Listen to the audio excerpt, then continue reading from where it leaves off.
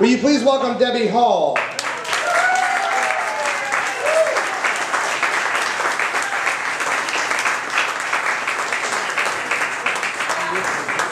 I want to thank Ian Patrick Williams for helping me with my story tonight, and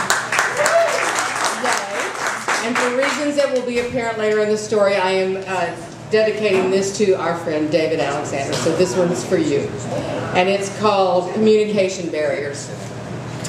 Miscommunication is the boogeyman. We all know it's true. Never have I been more aware of it than lately when I've been job hunting. Sitting across the desk from a man who is tapping my resume with his pen. What in the hell is he thinking? It all starts with male-female communication in relationships. That's right, I said it, and you know I'm right. He says, "Honey, really, it isn't you. It's me. I just feel confused, you know. Things are moving so fast, and I just need to take a step back and organize my priorities. You know, sort things out. I just need some space. Get in touch with my feelings about where this is headed." I just heard he's confused because he's never had a girl as awesome as me. And after a day or two, we'll go back to the way it was and all will be well. We're so in love after all. Later I learned what he was really saying. So, you know, I met this bartender, and she's got these incredible tattoos, and she said, "Oh, you should see the ones under the clothes, right?" Oh, man, I mean, she's in her 20s. She practically seduced me. Me! I mean, I'm twice her age, right there on the floor. So, naturally, you know, that's all I can think about, and so I gotta dump you. So, I mean, come on, I gotta try to score with her without having to spend a lot of money taking her to dinner and whatever. Ignorance was so much more blissful. That day when the proverbial light bulb goes on is a dark day indeed. And girls, you know I'm telling the truth. He is no better. I say in clear English, "Sweetie, I really like you, and I mean, in some ways I love you, but not in the way you think I love you. I mean, gosh, it's like you're my best friend, my very best buddy, you know? You're like the straw man and I'm Dorothy. Like that, you know, you're the Lilo to my Stitch. You see what I mean? I mean, I love you like a pal. Do you get what I'm saying?" He hears, "She wants me." and when the day comes when he realizes that I really meant, well, girls, we all know that day never really does come for men because they continue to live under the delusion that, "Oh yeah, she wants me." They all want me. Call her. No way. No, I'll let her sweat it out. Call me. "Oh yeah, she wants me bad." And that, my friends, is where miscommunication becomes permanently ensconced in every aspect of our lives. And at the job interview, that's the worst.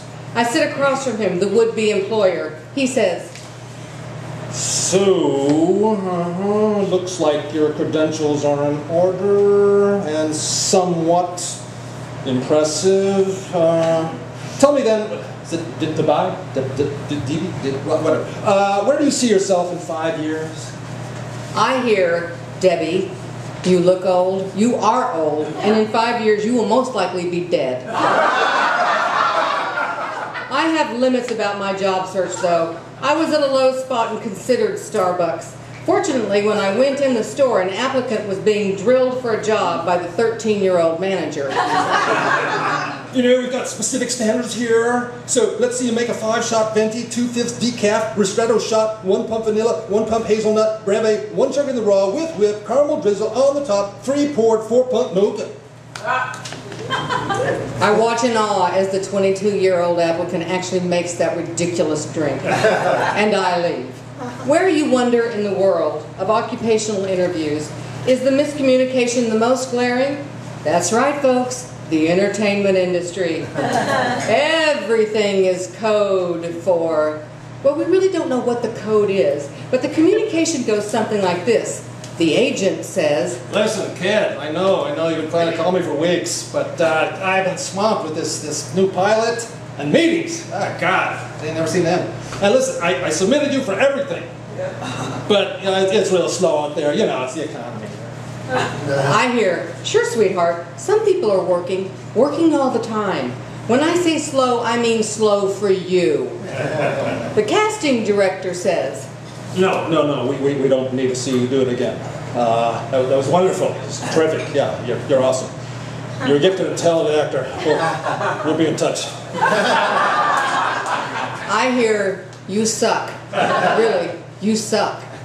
The director says, You know, I liked what you did with the moment where you see the dead teenager sprawled up on the floor like a fillet trout. But, how can I say this in English so you'll understand? If you could just do it again, only this time, do it more yellow. Because you're getting lipstick red. What I really want is starburst yellow. Let's try that. I hear, you suck. No, really, you suck. And then for our dear friend David, the literary agent says, Hey, we showed it to Tantamount. They loved it. Love your work. They think you've got a clear and distinct voice. But they think it would be better if it was set in the 18th century. On Mars. And they love that midpoint character arc, but they think it would be better if instead of making the decision to marry the antagonist, if instead she gets caught in a squirrel trap and cuts off her own foot.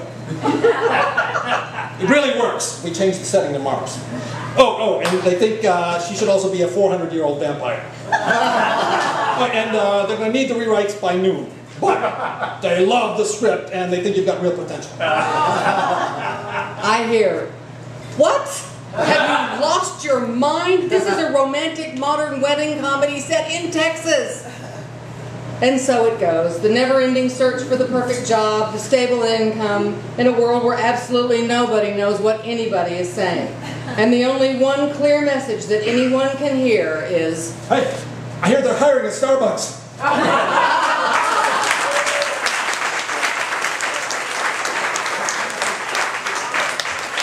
Debi Hall and her repertory company featuring Ian one more time.